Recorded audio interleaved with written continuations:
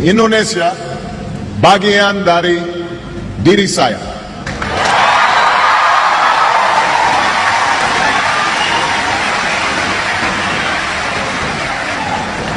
I first came to this country when my mother married an Indonesian named Lolo Sutoro. And as a young boy, I was coming to a different world. But the people of Indonesia quickly made me feel at home. Jakarta looked very different in those days. The city was filled with buildings that were no more than a few stories tall. Back in 1967, 68, most of you weren't born yet. The Hotel Indonesia was one of the few high-rises, and there was just one big department store called Sarina. That was it. Becaks and Bemos, that's how you got around. They outnumbered automobiles in those days. And you didn't have all the big highways that you have today.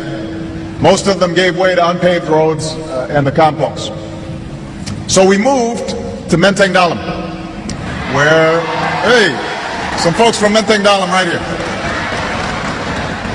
And we lived in a small house. We had a mango tree out front. And I learned to love Indonesia while flying kites and running along the paddy fields and catching dragonflies, buying sate, bakso from the street vendors. I still remember the call of the vendors. Sate. I remember that. Bakso. Enak, ya?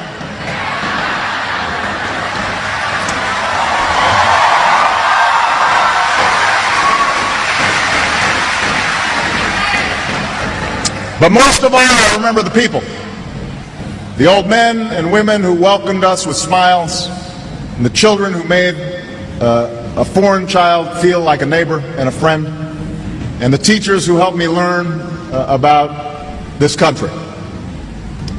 Because Indonesia is made up of thousands of islands and hundreds of languages and people from scores of regions and ethnic groups. My time here helped me appreciate the common humanity of all people. And while my stepfather, like most Indonesians, was raised a Muslim, he firmly believed that all religions were worthy of respect. And in this way,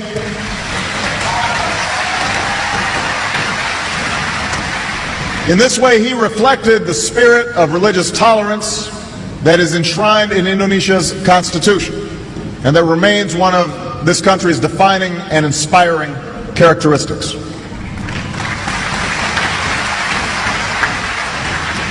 Now, I stayed here for 4 years, a time that helped shape my childhood, a time that saw the birth of my wonderful sister, Maya, a time that made such an impression on my mother that she kept returning to Indonesia over the next 20 years to live and to work and to travel and to pursue her passion of promoting opportunity in Indonesia's villages, especially opportunity for women and for girls. And I was so honored. When President Yudhoyono last night at the state dinner presented an award on behalf of my mother, recognizing the work that she did. And she would have been so proud because my mother held Indonesia and its people very close to her heart for her entire life.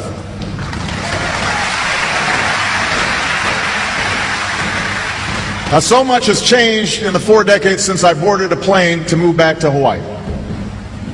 If you ask me or any of my schoolmates who knew me back then, I don't think any of us could have anticipated that one day I would come back to Jakarta as the President of the United States.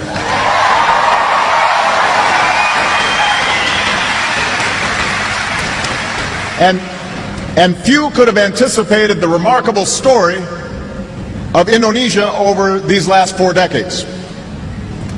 The Jakarta that I once knew has grown into a teeming city of nearly 10 million, with skyscrapers that dwarf the Hotel Indonesia, and thriving centers of culture and of commerce. While my Indonesian friends and I used to run in fields with water buffalo and goats, a new generation of Indonesians is among the most wired in the world, connected through cell phones and social networks. And while Indonesia, as a young nation focused inward, a growing Indonesia now plays a key role in the Asia-Pacific and in the global economy. Now, this change also extends to politics. When my stepfather was a boy, he watched his own father and older brother leave home to fight and die in the struggle for Indonesian independence. And I'm happy to be here on Heroes Day to honor the memory of so many Indonesians who have sacrificed on behalf of this great country. When I moved to Jakarta, it was 19...